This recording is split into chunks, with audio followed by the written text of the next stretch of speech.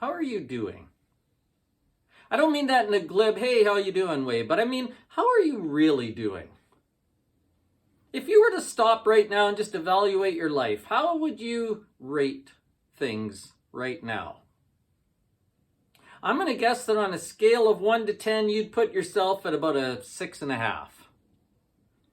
You're probably getting things done and looking after your responsibilities, and you're going through your days and things haven't fallen apart, but if you stop and think about it, there are some things in your life that need to be better. There are some things you would like to resolve. There are some situations you'd like to work on. There are some things you'd like to fix. When you stop and think about your life, it's not terrible, but it's not really comfortable either. Just below the surface, there are things that just make you a little uneasy and that you wish you could solve. The reason I'm guessing that you're at about a 6.5 or so out of 10 is because of two reasons. Number one, I just talk to lots of people, and that's exactly where lots of people live. In fact, I would tell you that's where everybody lives. Most people have a facade like they've got their life together, they've got things under control, everything's fine, but scratch the surface just a little bit, and you'll find that people are struggling with something. Everybody struggles with something. The other reason I would say you're at about a 6.5 out of 10 is because that's where I am most of the time right now. My life isn't terrible. I'm not ready to quit or fall down, but there are some things that could be better. So here's the good news.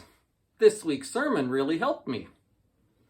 In this week's sermon, Jesus heals a blind man.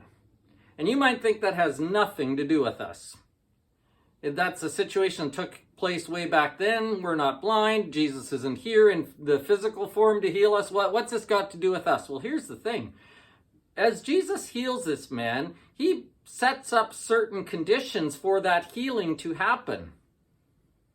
And I'm going to teach you on Sunday that these 3 conditions are necessary if we ever want to see any real growth in ourselves, any real healing, or feel any real hope. Until we get these 3 ingredients, these other good things cannot grow. Or, to state it positively, once we get these 3 things, we will feel better, we will live better, we will connect better to God, our spiritual lives will come alive, things will resolve, we'll be a little bit better than 6.5 out of 10 on the average day.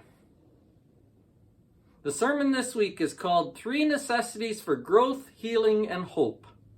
And I just think this sermon really helped me. If you're struggling at all with anything, it will help you, I guarantee it.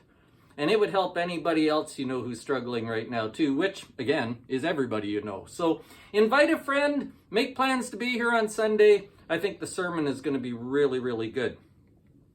In our Bible study at 10 o'clock, we are talking about the Babylonian captivity time. This is the time where God's people were removed from the homeland and deported to Babylon. They had to live in a place where people didn't honor God. And it's really instructive. It's really good. I've never taught this part of scripture before. I haven't done much with it, but if you ever want to know how God's people should act in a situation that is ungodly, this is a great place to start.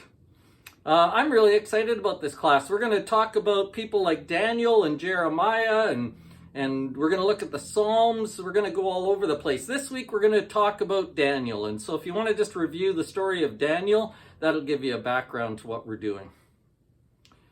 Again, lunches are served again this week, so bring enough food for your family and one other, soup, sandwiches, desserts, things like that. Make it real simple, but those times are so nice. They're so good for us to get together.